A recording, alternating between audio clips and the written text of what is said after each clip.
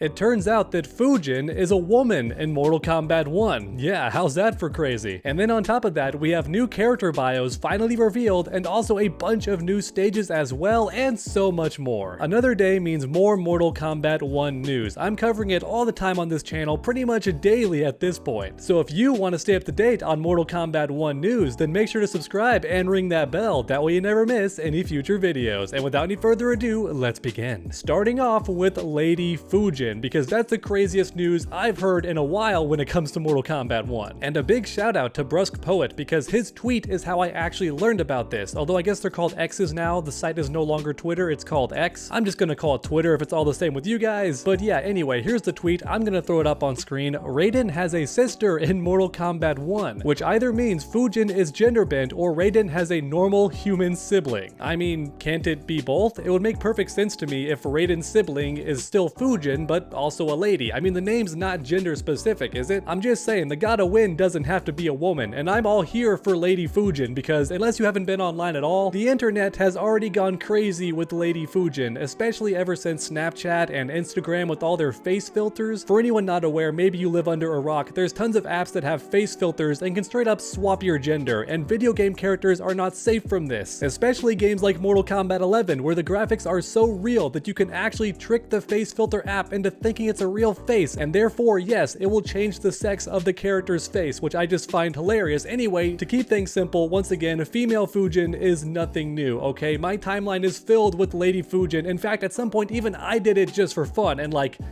hear me out, Lady Fujin is really attractive. And for me personally, I want this to be canon, okay? Mortal Kombat 1 is a new era where anything can happen. Sub-Zero and Scorpion are brothers. Bo' Rai Cho is clearly a lady. Yes, that's right, Madame Bo is definitely meant to be Bo' Rai Cho. For Pete's sake, she taught Raiden and Kung Lao martial arts, which is exactly what Bo' Rai Cho did. So if Madame Bo is not literally Lady Bo' Rai Cho, at the very least, she's meant to be a female stand-in of Bo' Rai Cho. And as a result, I think Lady Fujin is very, very possible. In fact, there's even rumors that Nightwolf and apparently Trimmer could also be women in Mortal Kombat 1. Let's scroll down a bit in the replies and check this out. Look what the Thinny posted. Madame Bo could be Bo' Rai Cho, so that wouldn't surprise me. With all the leaks talking about female Trimmer and female Nightwolf, they had to come from somewhere. There you go, everyone. The data miner himself, the man in charge of so many leaks for NetherRealm Games, has said, yeah, it's pretty possible that Fujin could be a lady. It would not shock anybody. But now's the part of the video where I make things interactive, so let me know your thoughts in the comment section down below. How do you feel about Fujin possibly being a woman? Do you love it? Do you hate it? Do you think it's new and interesting? Or do you think it's kind of dull and unoriginal to just say, oh, you're a woman now? Because you already know my thoughts on the matter, but then again, I'm the cliche gamer who typically plays the lady characters because they're more agile and have a smaller hitbox, you know? It's all for gamer reasons, I promise, but yeah, no, I love the idea of things being different in Mortal Kombat 1, to break character for a second. And as a result, I think the idea of taking certain characters and swapping their gender to make things new and original is interesting to me. And also, let's be real, Fujin was already just like one step away from being a pretty woman. The guy was very, very pretty for a boy. Let's just say that. Alright, but now it's time to stop being silly and talk about the new character bios that got revealed. Because for whatever reason, NetherRealm waited until today to finally reveal Kenchi's full bio. I don't know why it took this long, but here we are and I'm happy to read it. Restorer of his family's name. Once one of ancient Japan's most honored families, the Takahashis were decimated in battle. They lost everything, including the emblem of their power, the revered sword Sento. Those who survived joined Bakuto, a predecessor of the Yakuza, for its protection. 5 centuries later, Kenshi is raised on the stories of his ancient family's exploits. Detesting his corrupt Yakuza life, he pines to free the Takahashis from the Yakuza's grasp and restore their name. But for his family to follow him, Kenshi must first fight to prove that he can lead. His first battle is to find and retrieve Sento. Alright, and there you have it, everybody. We already knew that Kenshi was mixed up with the Yakuza, but the good news is he's not a villain and does not enjoy that gang life, okay? He's not about it. Unlike your boy Smoke, who straight up strong arms a lady mafia style.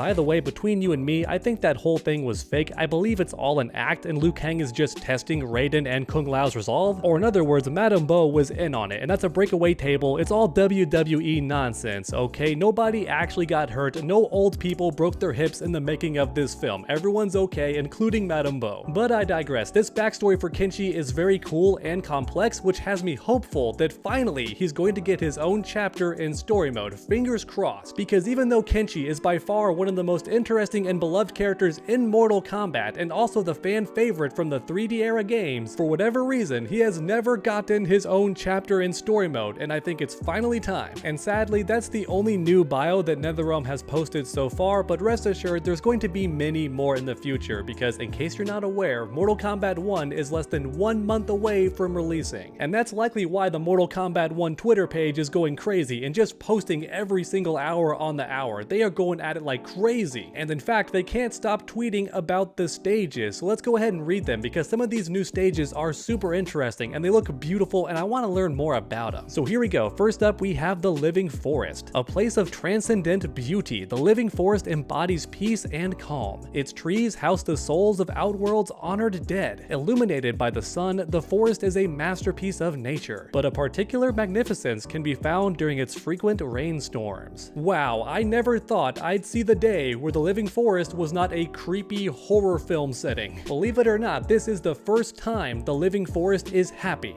and not a monstrous nightmare landscape. Before this, I think the closest we've ever gotten to a happy forest was in the comics, I believe, where it was called the Laughing Forest, and that would have been even better, honestly, if the trees were laughing, but maybe NetherRealm thought that would be a bit too goofy, but for me that sounds so peaceful. I mean, can you imagine that, walking through the forest and the trees are just giggling and laughing and having a happy time? That sounds just absolutely amazing. But next up, let's check out the Hanging Gardens. We got a sneak peek at these during Lee May and Tanya's trailer way back, about a month ago or so, maybe even longer. Time flies when you're covering Mortal Kombat news, what can I say? But yeah, here we go. Let's learn more about the Hanging Gardens. The heart of Sindel's palace is its lavish hanging gardens, vast, lush, and exquisitely manicured. They are one of Outworld's grand wonders. As beautiful at night as they are in the day, Empress Sindel welcomes all visitors. Yeah, I love this stage too, and it's quite refreshing how many of the stages in Mortal Kombat 1 are not just nightmare fuel or heavy metal AF. And that makes sense because this new era was crafted by Liu Kang to be very, very peaceful. Now that being said, I can guarantee you there's still going to be plenty of evil and creepy stages, and a lot of them are going to be shown in the final trailer for Mortal Kombat 1. And I think in that trailer, we're finally going to get Reiko and Natara, the final cameo fighter, and the final mystery main character roster character. I said character a few too many times there, but I'm winging it. I don't got a script. I just go off the fly here. Anyway, are there more stages? Yes, there are. Next up, we have Shang Tsung's lab. Modest and welcoming, the laboratory paints Shang Tsung as he wishes to be seen, a kind and good-hearted sorcerer. Alright, I gotta stop you right there. That sounds like an oxymoron. I know there are some good sorcerers out there, but aren't they just called wizards? Anyway, I'll keep reading. Choose to fight during the break of day or under the haze of a gray overcast. Alright, I need answers. Where is this laboratory, okay? It better not be an Outworld Sindel, because I know darn well that Liu Kang warned you about Shang Tsung. There's no way he didn't. And as a result, this lab has to be somewhere else. Like maybe the Tarkatans are using it to try and cure the Tarkat plague. Maybe it's in Edenia somehow if Sindel's not in control of Edenia. I'm pretty sure she is, but come on, how could anybody let Shang Tsung work with them? Liu Kang told you better, didn't he? I mean, maybe he forgot. Maybe Liu Kang just assumed that Shang Tsung would never dare to go into Outworld and therefore did not warn them about Shang Tsung. You know, he was like, Shang Tsung who? Never heard of him, don't worry about him. Oh wait, he's there already? He's in your laboratory? You're letting him do experiments? What are you doing, Sindel? What are you doing? Yeah, I think this stage is by far the most interesting because it actually tells us lore about Mortal Kombat 1's story. Because even though Shang Tsung starts off story mode as a literal snake oil salesman, somehow he makes his way to Outworld and creates a laboratory and does experiments, but everyone thinks he's the good, kind-hearted sorcerer. Are you kidding me? Liu Kang, you dropped the ball. I understand you can't be everywhere at once, but you can teleport and you can warn people. You have foresight. Oh my god, I'm beginning to understand why so many Mortal Kombat fans were hating on Raiden, because now I'm hating on Liu Kang. How could he not stop all this? He knew it was coming. But oh my goodness, no matter what the case may be, this story mode is shaping up to be something special in Mortal Kombat 1, and I for one am very excited and hyped for it all. But one last time, I ask all of you in the comments to post your opinions down below. How do you feel about these amazing new stages? And also, what the heck do you think is going on with Shang Tsung? How does he have his own laboratory after being a failed snake oil salesman? What is happening? Like I keep saying in every video, I really do read every single comment, so grab that keyboard and make your voices heard. And then while you're down there, if you enjoyed the video, please leave a like down below. It really does help my channel out a ton. And then keep that combo going by subscribing and ringing that bell, that way you never miss any future videos. Make sure to come back next time, and as always, stay underdogs.